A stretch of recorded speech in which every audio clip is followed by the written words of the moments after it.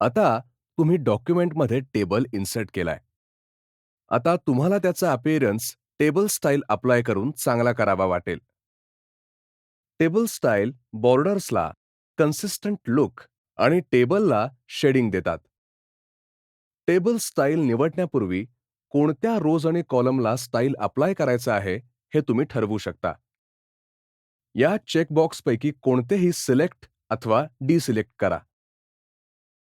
Table style group. एकदा तुम्ही कोणत्या रोज आणि कॉलमला टेबल स्टाईल अप्लाय करायचे आहे हे ठरवलं, की आता टेबल स्टाईल निवडली पाहिजे. टेबल सिलेक्ट करा. टेबल टूल्स टॅब दिसेल. त्याला ॲक्टिव्हेट करण्यासाठी डिझाइन टॅबवर क्लिक करा. टेबल स्टाईल्स ग्रुपमधील मोर ॲरोवर क्लिक करा आणि ही स्टाईल सिलेक्ट करा. टेबल छान दिसतोय, नाही का?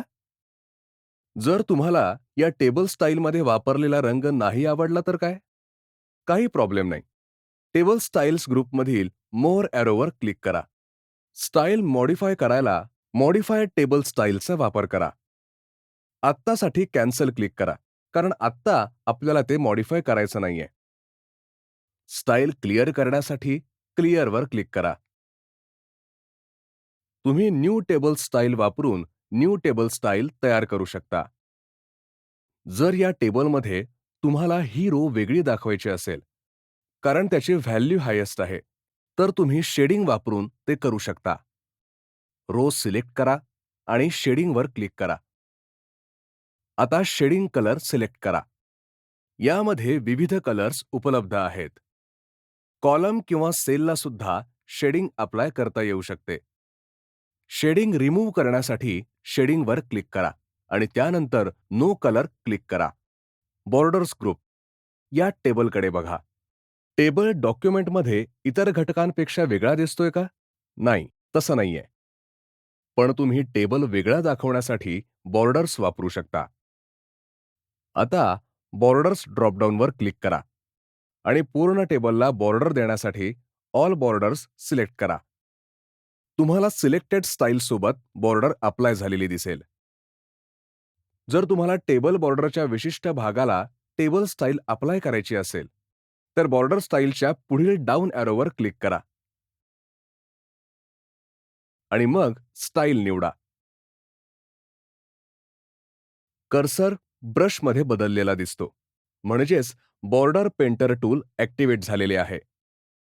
बॉर्डरच्या सेक्शनवर क्लिक केल्यावर फक्त त्या सेक्शनला स्टाईल अप्लाय झालेली दिसेल.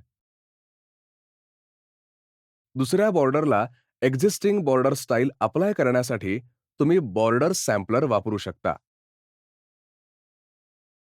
स्टाईल, वेट आणि कलर निवडून तुम्ही तुमची स्वतःची बॉर्डर स्टाईल टेबलसाठी तयार करू शकता.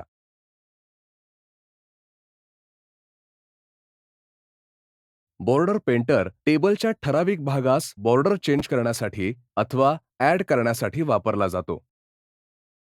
शेवटी आपण बॉर्डर आणि शेडिंग डायलॉग बॉक्स पाहूया. तो उघडण्यासाठी ग्रुपमधील डायलॉग ॲरोवर क्लिक करा. तुम्ही हा डायलॉग बॉक्स वापरून ठराविक सेटिंग्ज करू शकता. त्यामध्ये 3 टॅब आहेत: बॉर्डर्स, पेज बॉर्डर्स आणि शेडिंग. तुम्ही बॉर्डर्स टॅब वापरून टेबल किंवा सेलची बॉर्डर स्टाईल, कलर आणि लाईन विड्थ ठरवू शकता. फिल कलर आणि स्टाईल ठरवण्यासाठी शेडिंग टॅब सिलेक्ट करा. पेज बॉर्डर टॅब हा पेज, सेक्शन किंवा पूर्ण डॉक्युमेंटच्या बॉर्डरचे स्टाईल, कलर आणि लाईन विड्थ ठरवण्यासाठी वापरला जातो. हे बॉर्डर आणि शेडिंग डायलॉग बॉक्सबद्दल होते. आता तुम्हाला माहितीये की टेबल डिझाइन कसा करायचा. आता आपण टेबल लेआउट पाहूया.